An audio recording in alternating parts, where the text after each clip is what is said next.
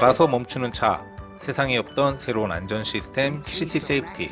볼보가 세계 최초로 위급 시에 자동으로 브레이크가 개입되는 기능을 세상에 선보인 것이 2008년이었습니다. 이에 출시 전 미디어 매체까지 불러 모아서 호기롭게 시연하던 중에 저 사단이 터져서 망신을 크게 샀었죠. 이를 두고 누군가는 조롱하지만 저런 시행착오를 극복하는 과정 또한 높이 사야 한다고 말하는 이도 있습니다. 그게 바로 원조의 숙명이기 때문입니다. 때문에 시티 세이프티가 들어간 초기 모델은 유튜브 부흥 시기와 맞물려서 수많은 검증 영상을 배출해내기도 했는데요. 역대급 조회수를 기록한 실패 영상도 큰 관심을 불렀었죠. 특히 저게 다른 영상보다 더 큰 반향을 일으킨 이유는 저 장소가 딜러사 앞마당이었거든요.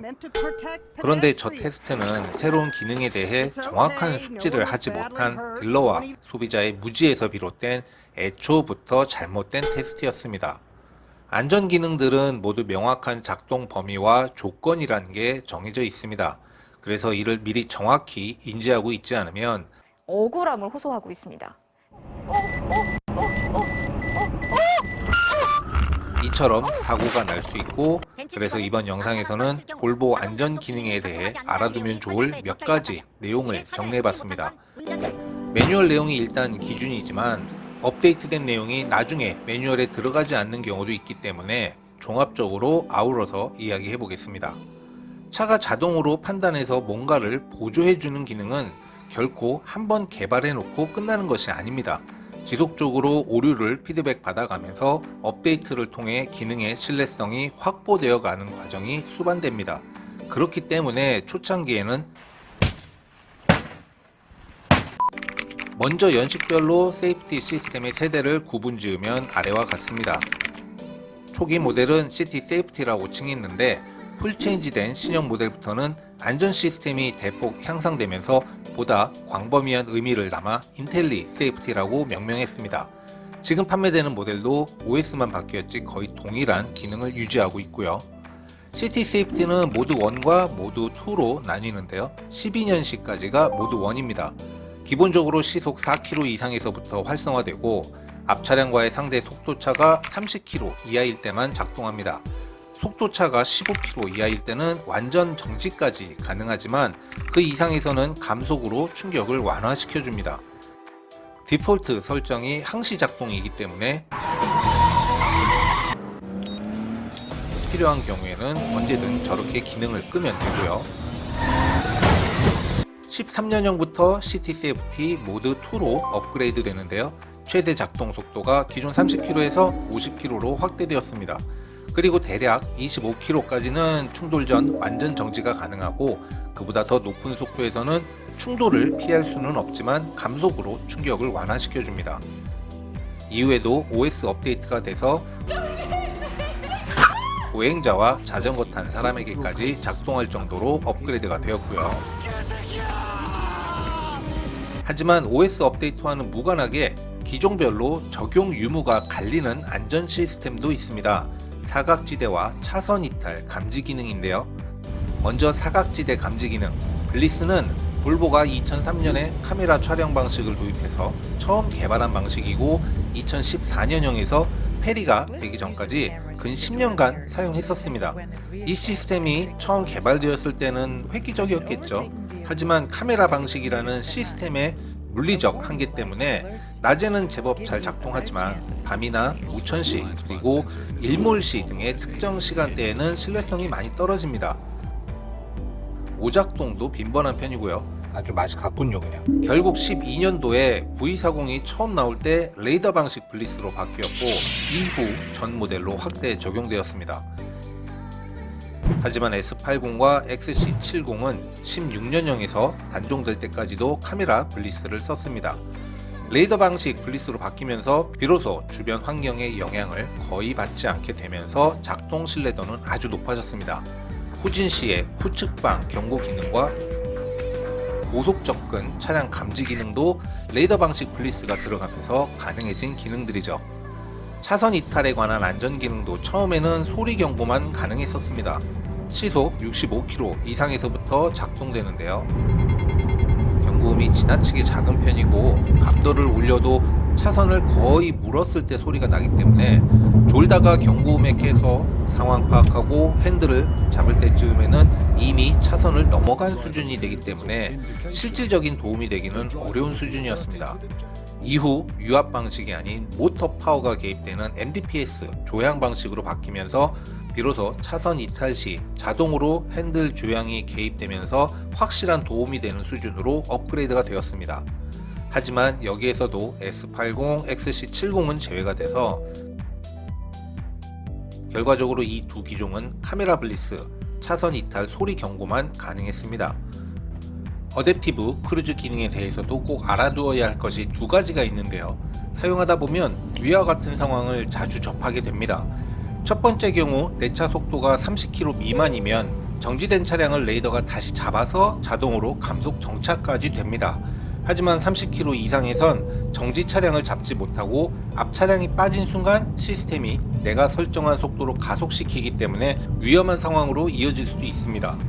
매뉴얼에서는 30km라고 표기되어 있지만 제가 그간 수없이 경험하면서 이 속도가 얼추 맞을 뿐 아주 정확한 것은 아니라는 건데요. 따라서 이런 경우에 내 차 속도를 따져보기보다는 무조건 운전자가 개입해서 일단 차를 멈춘 후 ACC를 재시작하는 것이 가장 안전한 방법이 되겠습니다. 두 번째 경우는 나보다 느린 속도로 끼어드는 차량이 문제가 됩니다. 자, 이건 뭐냐면 저 마티즈가 끼어들었어요. 근데 내 속도보다 저 차가 느린 속도로 끼어들었고, 그래서 제 차가 지금 가속을 하고 있는 상황에서 저 마티즈가 끼어든 거죠. 지금은 사실은 브레이크를 밟고 마티즈가 제자리로 들어왔으면 그때 다시 기능 재개를 시키는 게 맞는 거였습니다. 왜냐하면 레이더가 새롭게 타깃을 바꾸는데 약 1, 2초간의 렉이 걸리는데 끼어든 차량과 거리가 급작스레 가까워지는 경우에는 그 시간이 충분치 않기 때문에 위험한 거죠. 이때도 가급적이면 브레이크를 가볍게 밟거나 핸들에 있는 버튼으로 기능을 잠시 스탠바이로 내린 후 재시작하는 편이 안전하겠습니다. 반자율 기능이 결합된 지금의 최신 모델에도 동일하게 적용되는 조건이니까 이 부분은 반드시 알고 계셔야 합니다. 더불어 어댑티브 크루즈 기능이 들어간 차량은 충돌 경고 후 자동 브레이크 기능까지 기본으로 따라오는데요. 레이더 기반이라서 전 속도 영역에서 작동하는데 위험의 순간이 도래하면 사전 경고를 먼저 주고 이어서 긴급 제동이 들어오는 시스템입니다. 그리고 70km 이하의 속도차에서 효과적으로 작동하고요. 인트로의 사고는 제가 16년도에 냈던 사고인데요. CWAB가 전혀 개입하지 않았습니다. 왜냐하면 항시 작동하는 전방 레이더 센서가 갓길에 서 있는 차를 인지했다고 해도 대상 차량이 내 주행 라인에 걸쳐 있음이 카메라에서도 확인이 돼야 비로소 충돌 감속 브레이크가 개입되는데 장소가 너무 어두워서 시스템 카메라가 비상등만 켜놓고 있던 앞차를 전혀 인지하지 못한 거죠.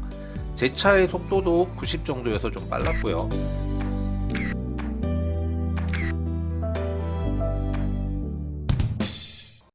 옆에서 나란히 안개등 켜고 가는 BMW 두마 사진에 담아보려고 폰 보다가 그만. 사실 저 일로 15년 무사고가 깨졌고 이후로 운전 중 휴대폰 만지기를 극도로 꺼리게 되었습니다. 이 사고가 어느 조건에 부합되지 않아서 안전 시스템이 작동을 하지 않은 것이다 라고 따지기 이전에 안전 시스템은 보조의 역할일 뿐 주가 되는 것은 운전자 본인이다 라는 명백한 명제를 다시금 일깨워준 사례였습니다. ACC와 CWAB가 같이 맞물려 가다 보니까 이 기능과 관련해서 가장 많이 받는 질문 중 하나가 만일 ACC로 주행 중 앞차가 급제동을 하면 어떻게 되냐인데요.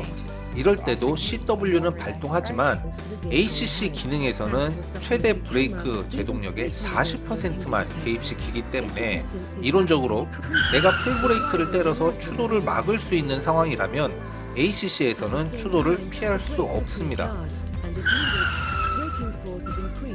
그러니까 ACC를 쓰고 가더라도 위급시에는 차를 믿지 말고 운전자가 직접 브레이크를 밟을 준비가 되어 있어야 합니다. 2세대 안전 시스템으로 분류되는 인텔리 세이프티는 2016년부터 출시되기 시작한 UXC90을 시작으로 이후 출시된 모든 풀체인지 모델에도 모두 동일하게 적용되었습니다. 그 과정에서 중간에 새 기능이 추가가 되면 OS 업데이트를 통해서 동일한 기능으로 업그레이드가 가능해졌습니다. 특히 조향 회피 기능이 추가되면서 차로 변경 시 충돌, 그리고 급작스럽게 튀어나오는 차량에 대해서도 긴급 제동만으로 불충분하다고 판단될 시에 시스템이 자동으로 핸들 조향을 해주면서 비로소 다양한 상황에 대한 시스템의 보조가 가능해졌습니다. 핸들이 개입될 수 있는 작동 속도는 50에서 100 사이고요. 그런데 이 조향 회피 기능이 들어가면서 실제 작동 사례 영상이 유튜브에 덜어 올라와 있긴 하지만 저 과정이 운전자의 개입 1도 없이 시스템이 모두 수행하지는 않았을 겁니다. 먼저 자동으로 브레이크와 조향이 개입되면서 운전자에게 신호를 주면 거기에 운전자가 핸들이 돌아가려는 방향으로 반사적으로 힘을 보탰을 거라 보는 거죠. 사실 이것도 너무 대단한 것이긴 한데 한 가지 볼보의 불만이라면 왜 실제 테스트 영상을 보여주질 않고 주구장창 애니메이션으로만 홍보하냐는 거죠. 그래서 개인적으로 제가 여건이 된다면 꼭 만들어 보고픈 콘텐츠가 바로 이 조향 회피 기능이 개입될 때 핸들의 자발적 움직임이 어느 정도인지 검증해 보는 거거든요.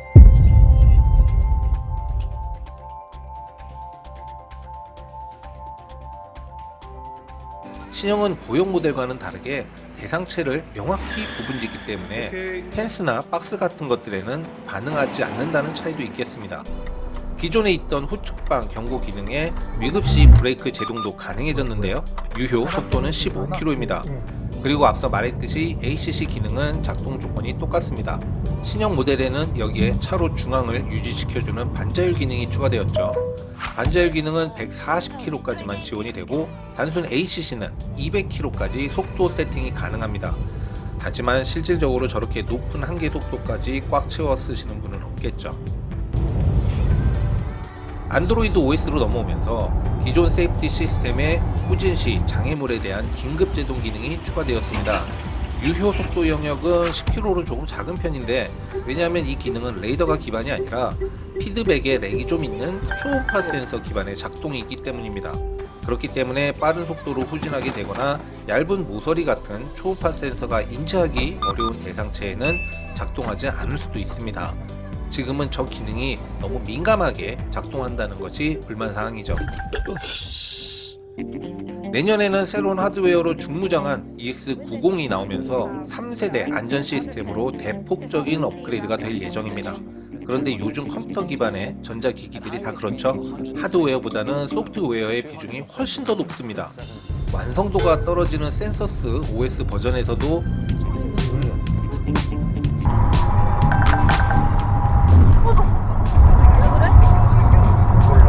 중간에 업데이트로 없던 기능이 새롭게 추가된 것처럼 안드로이드 OS 시스템은 그 호환성과 신뢰성이 어나더 레벨이니까 보다 완벽하고 안정된 기능 구현이 가능할 것으로 기대됩니다. 안전 시스템의 유효 작동 속도라든지 사고 위험을 인지하는 능력 또한 확장될 수 있을 거라 기대되는데요. 하지만 버전이 달라질 때마다 어떤 조건이 달라졌는지 구체적으로 파악하는 것은 어렵습니다. 매뉴얼에도 이를 일일이 업데이트해 주지도 않고요. 앞서 언급했듯이 사고의 유형은 너무나도 다양하고 이를 모두 사례별로 유형화하기란 한문철님의 사이트를 봐도 알 수 있듯이 무궁무진하고 거의 불가능에 가깝습니다. 하지만 그럼에도 불구하고 분명하게 말할 수 있는 두 가지는 볼보는 운전자의 다양한 실수를 커버해 줄 수 있도록 어떻게든 더 안전한 차를 만들기 위해 노력할 거란 사실과 우리는 비록 모호한 표현으로 가독성이 떨어지는 한글 번역 매뉴얼이긴 하지만 차를 사면 매뉴얼은 최소 한 번 이상은 정독하자입니다.